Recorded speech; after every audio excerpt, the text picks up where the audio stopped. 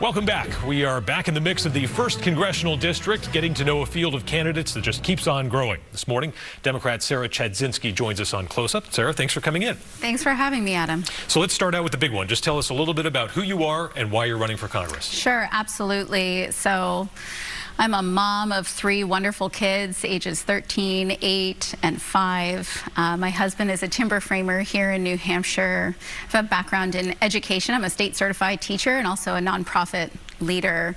When I started thinking about running for Congress, over the last couple years, I have been pounding the pavement in DC, seeing what's happening on the ground there, and coming back here to New Hampshire and seeing the echoes of that here in our state. And I've been working with a huge number of people to amplify their voices and make sure we're getting that message across. And as I was doing that, I realized through that process, just naturally, I was gaining relationships and skills to be able to bring that home and serve the Granite State. And what we're seeing at a national level is a degradation of all of those agencies, all of those foundations of fundamental rights that are so important to people here in the Granite State.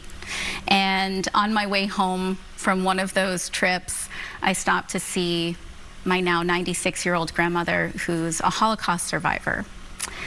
And I was chatting with her, and she said, "Sarah, I can't believe I'm gonna die under this administration. I can't believe I'm gonna die with our country going the direction that it is." And I knew in that moment, as a community leader, as an educator, as a mother, that I needed to give everything that I am, everything that I have, and all of the skill sets that I have to fight the authoritarianism that we're seeing here in our country that I've been fighting abroad. Take us through, you launched your campaign in front of the Stratford County Jail, which is sort of the de facto immigration detention center for undocumented immigrants who are caught. What was that decision and why? So for me, the decision was very clear. We have a commander-in-chief who is asking our men and women in uniform to break their fundamental oath to our Constitution, and in turn, that is breaking the fundamental rights given to people in our country through the Constitution. We are not giving people due process that need due process, and we are asking our men and women that serve our communities to break their oath. So it was a very clear decision for us. Do you want to see Immigration and Customs Enforcement, or ICE, abolished? So Immigration and Customs Enforcement is a government agency that should be reviewed, that should certainly not be funded with $170 billion of our tax income, and that should follow good immigration policy. We haven't seen immigration reform in this country in decades, and we had that on the table just before the election, and the Speaker of the House shot it down. And I'm not saying that was perfect legislation, it wasn't. But we need to see that. We need a clear path to citizenship in this country. My grandmother is a naturalized citizen. Our family is full of immigrants. My husband is a first generation born here in the US. And so this nation is a nation of immigrants. And that is the spice of this nation and the diversity of our nation. In terms of ICE, they're an essential government agency. And we need to monitor them, evaluate them, and fund them appropriately according to policy that actually serves the people of this country. Some might say that the Democrats are in the position that they're in because of a lax approach to border enforcement by the Biden administration and an unwillingness by Democrats in Congress to stand up to them on that policy. What's going to be different if and when Democrats regain power? Well, I think we saw it previously with that push to get immigration reform through the door, that the Republican stronghold said, no, we're not going to field that. So I think looking forward, we do need to look at immigration reform and a very clear path to citizenship. But let's say there are massive surges of migrants at the border. Are these people who should be welcomed in the United States? Again, I think we need policy that evaluates what's going to happen on a global scale.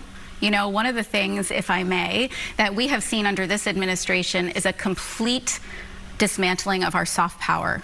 So if we're trying to not have an immigration influx, that is the opposite of what this administration has just done and set up for us. So we need to reestablish our soft power around the world so that we are helping nations that want to better their places of living so that we don't have that massive immigration influx. We are very capable of doing that.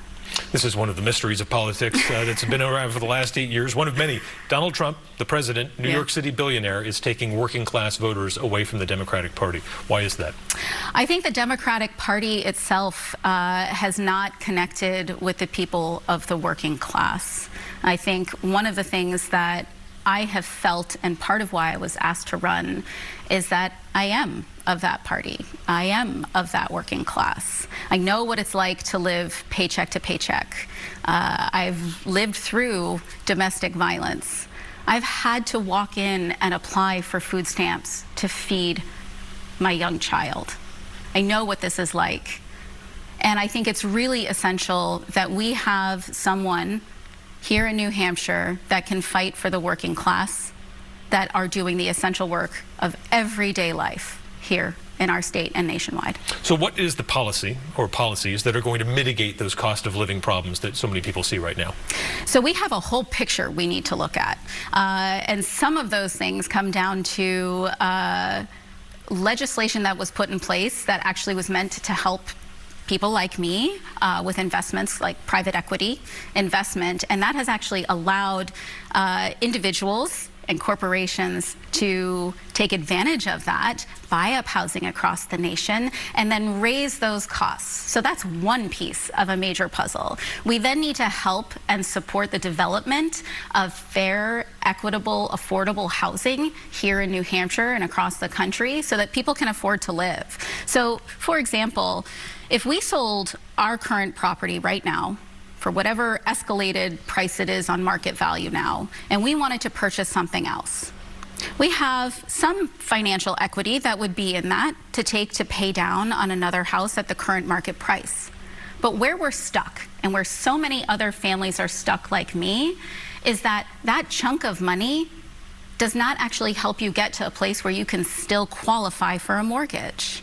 I'm a teacher and a nonprofit leader. My husband's a timber framer.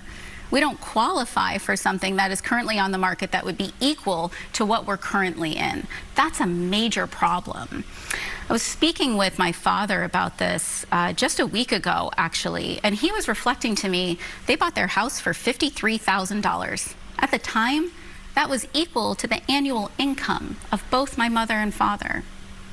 At this point, I don't know about you, Adam, what you can buy on your 1 year salary, but that's not viable for most people. So we need to address that. We need to close loopholes at the federal level and bring that funding and support and level the playing field here in New Hampshire. You mentioned your home. I wanted to clarify something as I was researching this. People said you live in Lineborough online. I do. Okay, and that's outside of CD1. And this isn't unheard of to run outside the district, but explain this decision to run in CD1 even though you live in CD2. Absolutely, Adam. So my New Hampshire roots are actually in Portsmouth and up in the lakes. My first apartment was in Portsmouth.